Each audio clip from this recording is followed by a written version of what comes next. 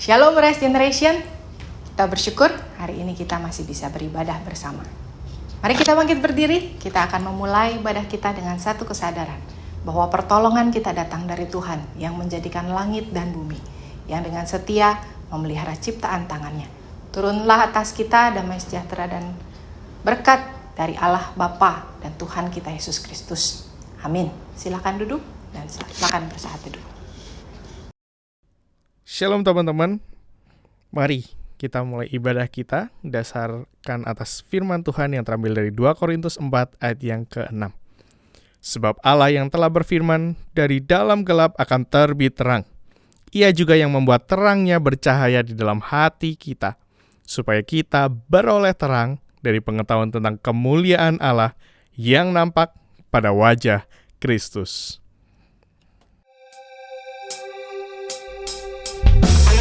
Shalom Rise Generation, kita mau sama-sama datang, kita mau sama-sama tinggikan dan memuliakan nama Tuhan kita. Kita mau sama-sama angkat satu pujian, tinggi nama-Mu. Besar dari yang kuharapkan, bukti dari segala yang tak kulihat. Iman berikan ku kekuatan melakukan perkara yang hebat. Bersama Rohku, ku pasti menang. Tinggi nama-Mu dipuji, hormat kemuliaan. Sorak dengan segenap hati, Raja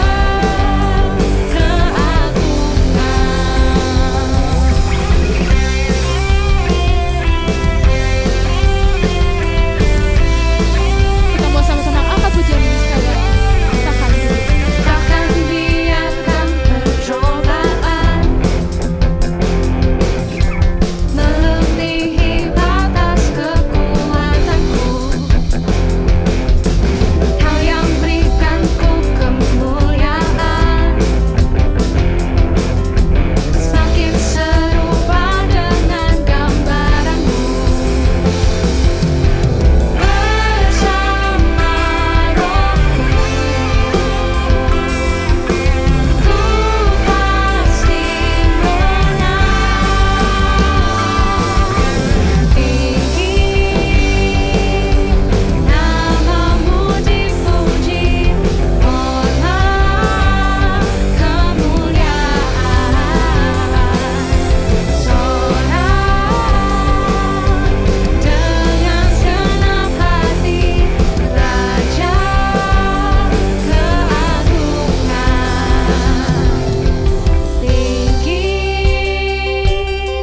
nama-Mu dipuji, hormat kemuliaan. Sorak dengan segenap hati, Raja keagungan. Tinggi nama-Mu dipuji, hormat kemuliaan.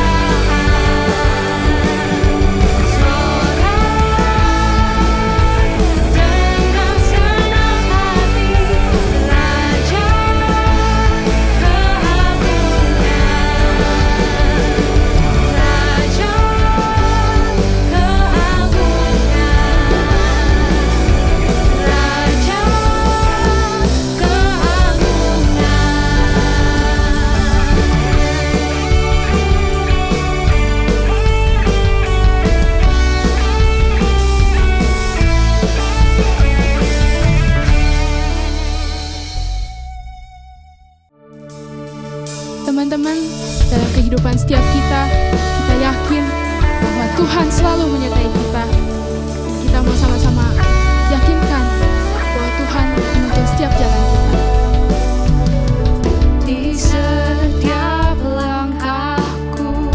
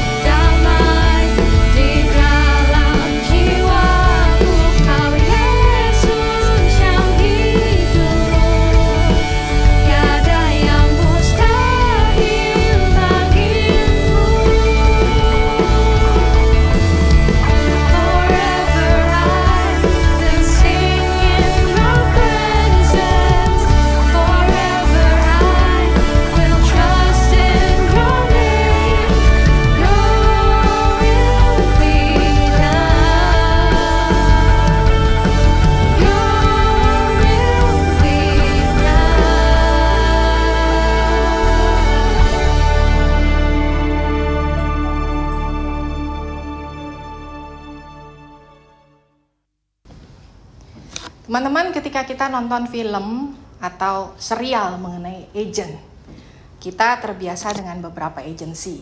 Di antaranya adalah FBI dari Amerika, ataupun KGB dari Rusia, ataupun agensi kita Indonesia, BIN, Badan Intelijensia Nasional, Badan Intelijen Nasional, atau juga CIA dari Amerika.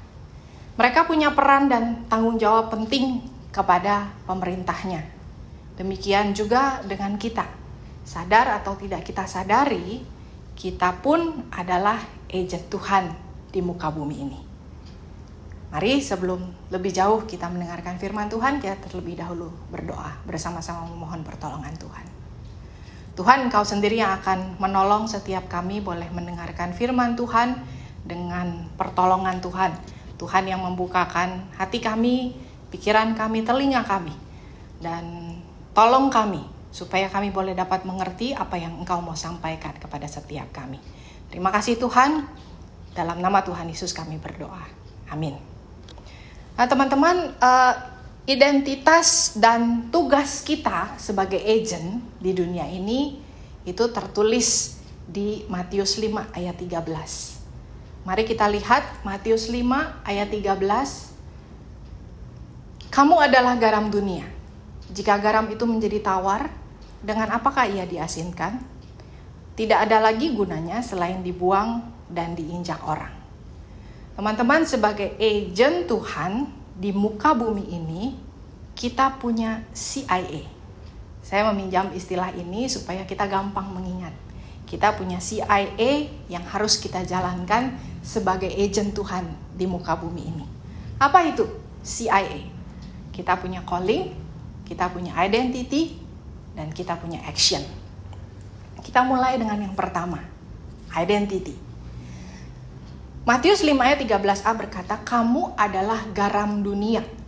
Bukan kamu akan menjadi, atau kamu segera menjadi, atau kamu seharusnya menjadi, tetapi kamu adalah garam dunia. Suatu identitas yang jelas yang diberikan oleh Tuhan kepada setiap kita, anak-anaknya, yang adalah sekaligus agentnya. Mengapa garam? Garam dikatakan sebagai esensi kehidupan baik sekarang maupun zaman lampau, zaman dahulu kala. Nah teman-teman, tahukah teman-teman tubuh kita memerlukan 4% garam. 4% garam dari berat badan kita. Jika berat badan kita 50 kg, maka tubuh kita sedikitnya itu membutuhkan 200 gram garam. Tanpa garam, otot tidak akan bekerja. Tidak akan ada peredaran darah, dan jantung juga tidak akan berdetak. Makanan juga tidak akan dicerna. Jadi itulah kenapa garam itu sangat menjadi satu hal yang esensial dalam kehidupan kita. Tidak hanya itu, dahulu kala garam itu diperebutkan lebih daripada emas. Ada seseorang yang bernama Felipe Fernandez Ernesto menulis, Anda bisa hidup tanpa emas, tetapi tidak tanpa garam. Bahkan di dalam beberapa negara, garam itu dijadikan mata uang yang sah di berbagai negara. Garam ditimbun di bawah rumah-rumah pedagang di Karibia. Adam Smith menuliskan, selama ribuan tahun, garam mewakili kekayaan. Di zaman Yunani kuno, garam juga digunakan sebagai alat pertukaran. Garam digunakan untuk ditukar dengan budak. Zaman kerajaan Romawi, para prajurit sebagian gajinya itu dibayar dengan garam. Jadi sedemikian berharganya garam, walaupun kecil tapi esensial, dan walaupun kecil tapi garam sangat berharga. Itulah identitas kita. Itu yang pertama. Yang kedua, kita akan belajar calling. Matius 5 ayat 13b berkata, jika garam itu menjadi tawar, dengan apakah ia diasinkan? Nah teman-teman, memang garam yang kita gunakan sekarang ini adalah garam yang murni dan tidak bisa kehilangan keasinannya. Asinnya tetap segitu aja. Tidak dapat dilemahkan ataupun dikuatkan, diperkuat. Tidak bisa dibuat kurang asin ataupun ditambah lebih jadi lebih asin. Tetapi pada waktu zaman Yesus, garam di Palestina itu didapat dari Laut Mati.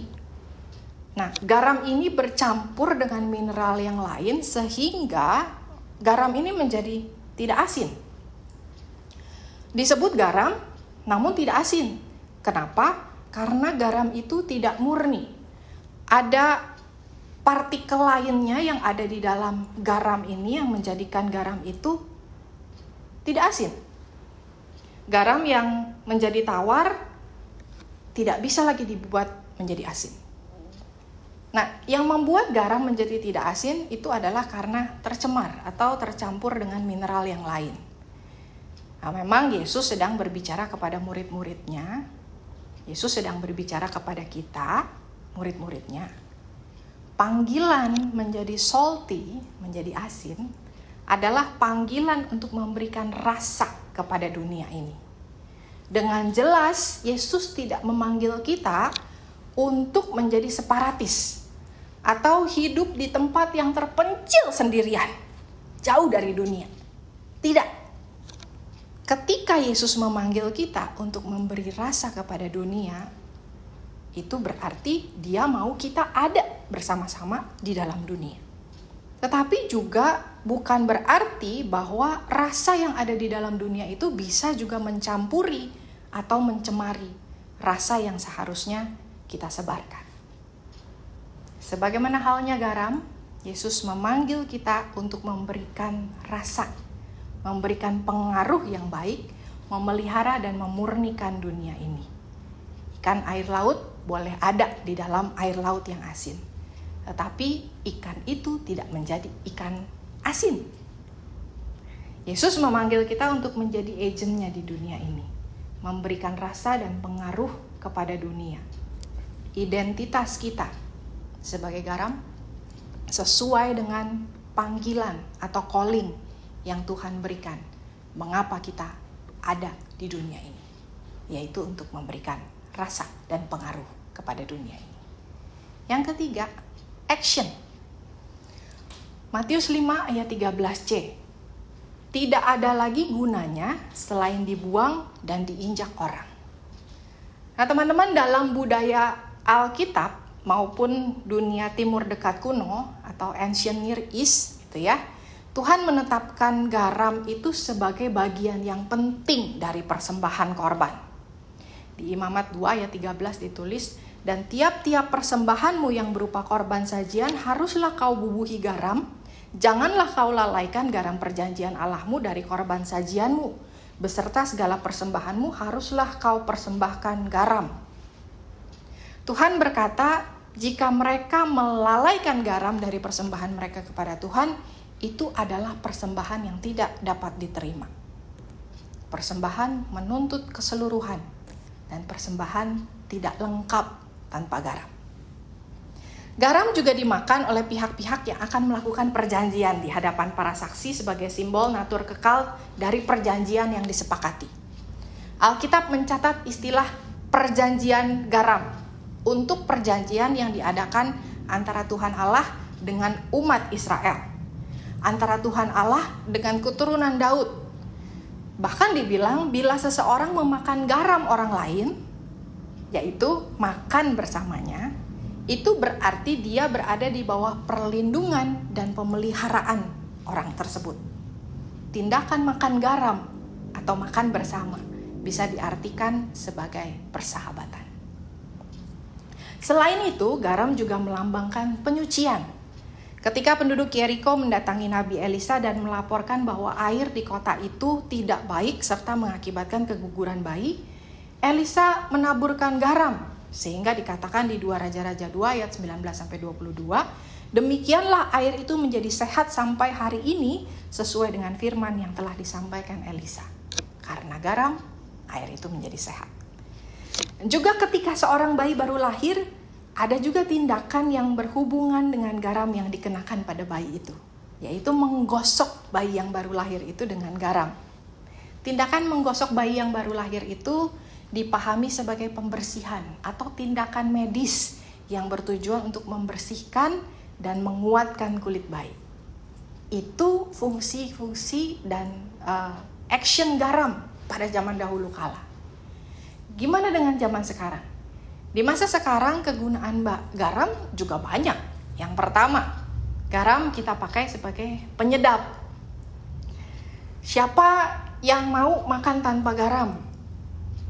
Dengan garam membuat semua makanan jadi enak. Itulah sebabnya kita menaruh garam di setiap makanan kita. Bahkan sekarang kopi pun pakai garam. Ya kan ya?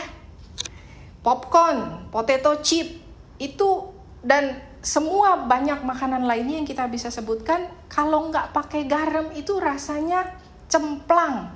Kalau orang Surabaya bilang katanya anyep gitu ya. Nggak ada rasa.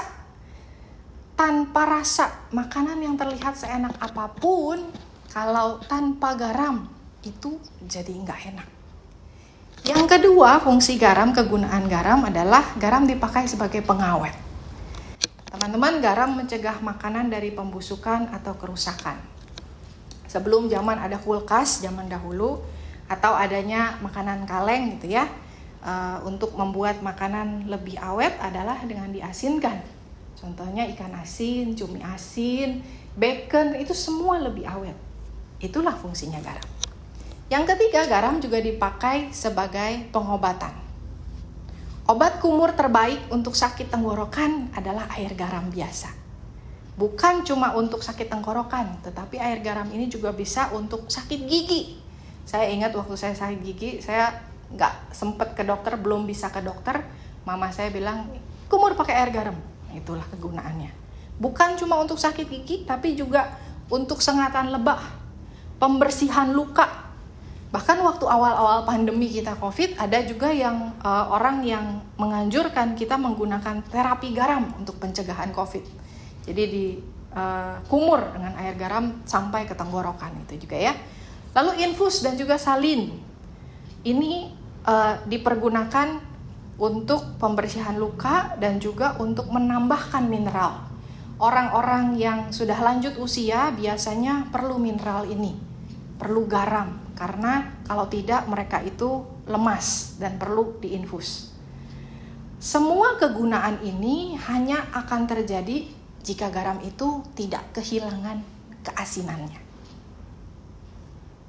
Dan tertulis di ayat 13c, garam yang tidak murni biasanya dibuang dan diinjak orang. Biasanya garam yang tidak murni ini dibuang di jalan supaya bisa diinjak-injak. Dan kalau ada kereta lewat gitu ya di jalanan itu, garam itu akan terlempar dan tersebar sampai ke pinggir jalan supaya tidak ada tumbuh di jalanan itu. Karena kalau ada tumbuh di jalanan itu akan susah bagi kereta untuk lewat. Kereta kuda, bukan kereta api ya, kereta kuda teman-teman. Zaman dahulu kala. Nah, hal lainnya yang bisa dilakukan adalah dengan garam yang tidak murni adalah dengan kalau kamu punya musuh gitu ya. Kamu bisa menaruh garam yang tidak murni itu di ladang musuh kamu sehingga tidak akan ada tanaman yang tumbuh di ladang musuh kamu. Tapi itu tidak baik untuk kita lakukan. Nah teman-teman, garam yang kehilangan asinnya itu dibuang dan diinjak orang. Garam yang tercemar bukannya memberikan hal yang baik, tetapi malah memberikan hal yang tidak baik. Garam yang seharusnya menjadi hal yang sangat esensial, sangat penting di dalam kehidupan, berharga, mempunyai kegunaan dan manfaat yang baik, karena tercemar malah jadi memberikan hal yang merugikan dalam kehidupan. Matius 5 ayat 13 ini yang kita baca menjadi perikop kita hari ini, menjadi ayat kita hari ini, ada di dalam seri khotbah di bukit dari Matius 5 sampai Matius 7. Dan di dalam seri khotbah ini Yesus memanggil murid-muridnya untuk menunjukkan standar yang lebih tinggi di dalam perilaku sebagai murid-murid Tuhan. Yesus menantang kita untuk memberikan pipi kiri jika ada yang menampar pipi kanan kita. Yesus memerintahkan kita untuk mengasihi musuh kita, untuk mengampuni yang bersalah kepada kita, dan bertindak dengan motivasi yang murni dan bukan seperti orang munafik. Di dalam teks kita hari ini secara spesifik, Yesus memanggil kita yang adalah murid-muridnya, memilih kita untuk menjadi a godly influence kepada dunia sekitar kita. Yesus dengan jelas memberikan ekspektasi kepada kita bahwa kehadiran kita seharusnya mengubahkan dunia sekitar kita. Memang kita sebagai gereja kadangkala tanpa kita sadari kita lebih terhisap semakin menjadi seperti dunia. Dengan cara hidup, dengan pandangan hidup yang sekarang semakin menyerupai dunia. Mungkin ada yang kumpul kebo bersama-sama, hidup bersama tanpa pernikahan, ataupun addiction, obat-obat, alkohol, bahkan pornografi. Dan teman-teman, padahal di Roma 12 ayat 2, Roma itu berkata, janganlah kamu menjadi serupa dengan dunia ini.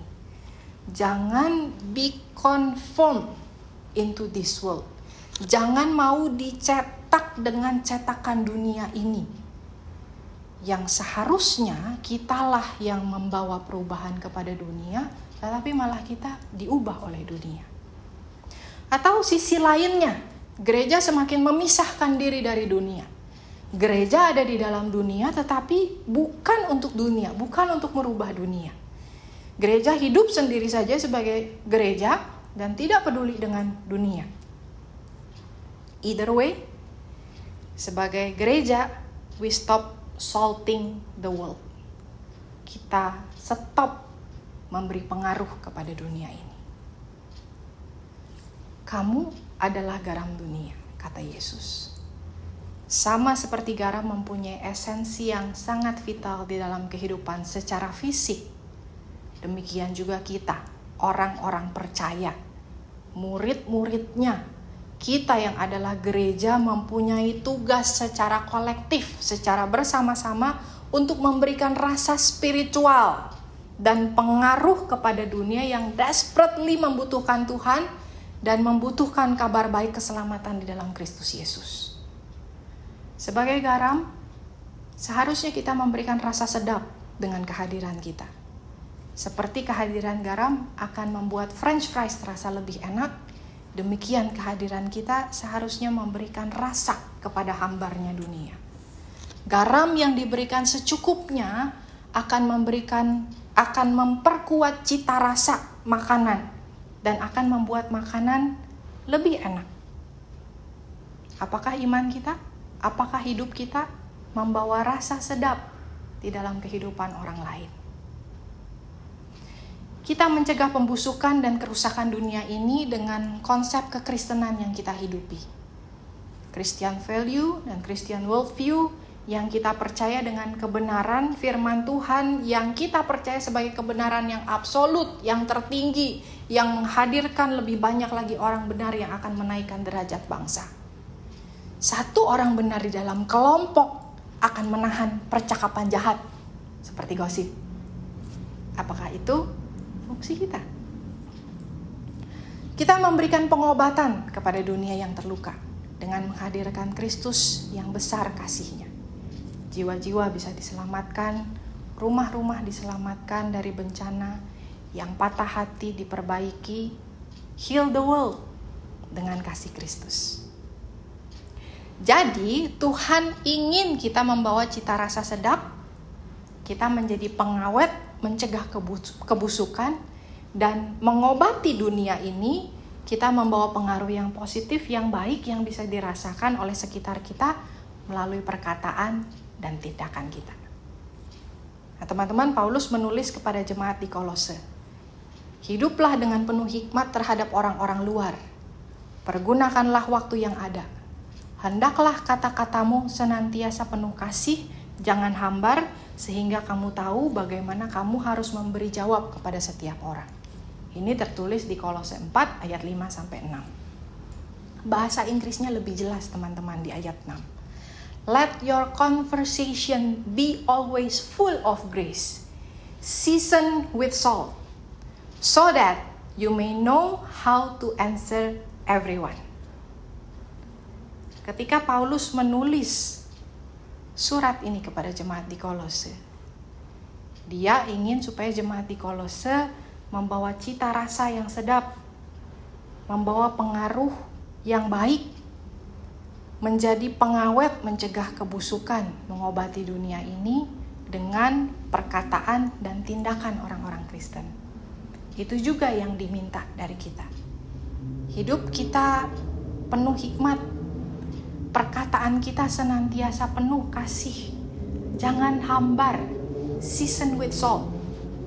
Mengeluarkan cita rasa yang baik bagi kehidupan dengan kualitas kerohanian yang baik yang bisa dilihat oleh orang.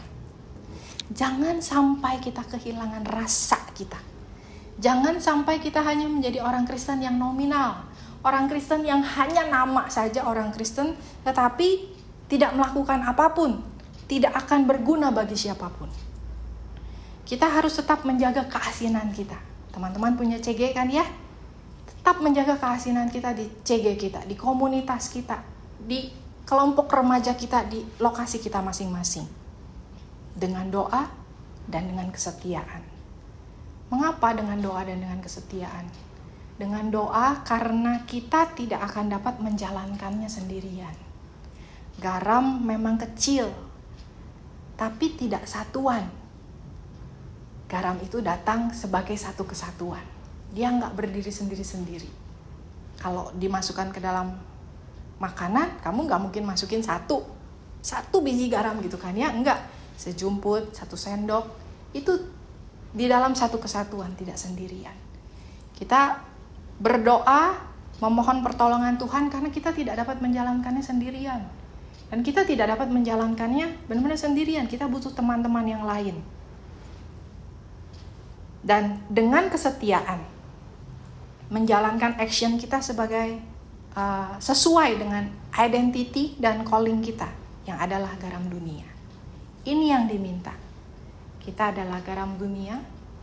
Kita diminta untuk mengawetkan dunia ini, memberi rasa kepada dunia ini, memberi pengaruh, dan mengobati dunia ini. Sehingga semakin banyak yang diberikan pengaruh yang baik melalui perkataan dan tindakan kita. Sesuai dengan identity dan calling kita, action kita lakukan. Kita adalah garam dunia. Seperti yang tertulis di Matius 5 ayat 13. Kamu adalah garam dunia. Jika garam itu menjadi tawar, dengan apakah ia diasinkan? Tidak ada lagi gunanya selain dibuang dan diinjak orang. Ingatlah calling, identity, dan action kita sebagai garam dunia. Mari kita berdoa. Tuhan, kami bersyukur, Tuhan yang sungguh menolong kami. Tuhan, tolong kami untuk boleh menjadi seperti yang Tuhan mau di dalam kehidupan kami. Menjadi garam yang boleh memberikan rasa pengaruh yang baik kepada sekitar kami. Menjadi pengawet, mencegah kebusukan dunia ini. Dan juga untuk mengobati mereka yang terluka dan membutuhkan kasih Kristus. Tuhan sendiri menolong kami, memampukan kami untuk boleh melakukan semua hal ini lewat perkataan dan tindakan kami. Tolong kami Tuhan, kami memintanya di dalam nama Tuhan Yesus. Amin. Teman-teman, mari kita bangkit berdiri. Mari kita mengikrarkan pengakuan iman kita, pengakuan iman rasuli.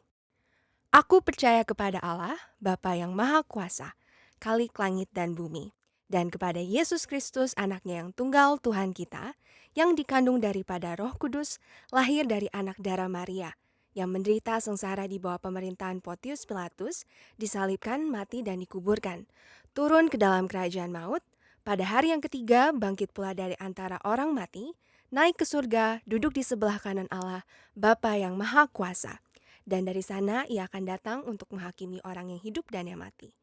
Aku percaya kepada Roh Kudus, gereja yang kudus dan am, persekutuan orang kudus, pengampunan dosa, kebangkitan orang mati, dan hidup yang kekal.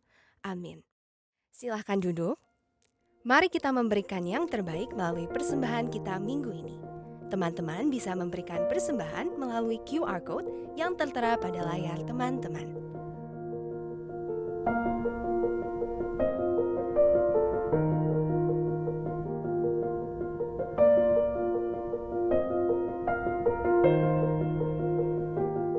Teman-teman, mari kita membawa persembahan kita dalam doa.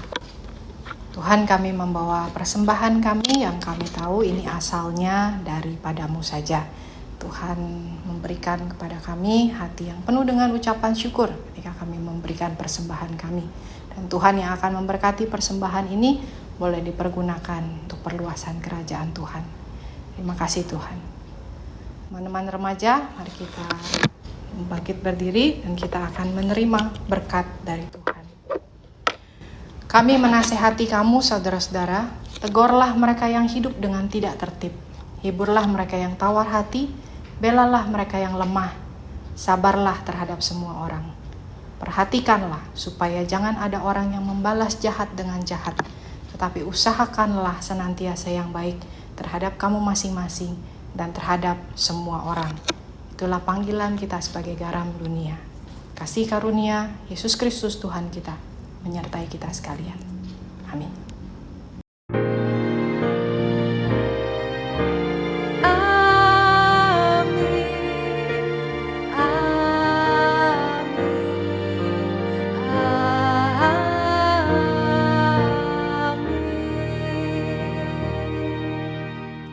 Ibadah selesai, teman-teman dipersilahkan untuk saat teduh. Tuhan Yesus memberkati. Happy Sunday, Arise Generation. Hopefully kalian terberkati melalui ibadah hari ini. Jangan lupa memberikan persembahan, berikan yang terbaik buat Tuhan. QR code tersedia di layar kalian. Teman-teman terus pantengin Instagram, OA Line, dan YouTube channel dari Arise Generation. Teman-teman boleh di situ melihat segala informasi mengenai Natal yang akan sama-sama kita rayakan. Teman-teman, yuk yang belum daftar, buruan daftar. Yang masih kebingungan, buruan tanya teman-teman yang ada di lokasi masing-masing. Akan ada Christmas Kit yang sedang menanti kalian. Teman-teman diingatkan juga untuk terus bergabung bersama dengan Care Group. Biar melalui Care Group di lokasi masing-masing kita boleh sama-sama saling bertumbuh. Kita punya komunitas yang boleh saling menguatkan satu dengan yang lain. Dan pada akhirnya kita boleh bertumbuh dalam pengenalan kita kepada Tuhan. Teman-teman doakan juga untuk rencana ibadah onsite dari remaja sendiri yang akan diadakan di beberapa lokasi. Doakan segala persiapannya supaya persiapan ibadah onsite ini boleh berjalan dengan baik. Jangan lupa juga teman-teman untuk tetap setia saat teduh melalui Arise Daily Devotion. Teman-teman melalui bahan ini boleh semakin hari semakin bertumbuh dalam pertumbuhan iman kalian. Oke guys, see you next week. Sampai jumpa. Tuhan Yesus memberkati.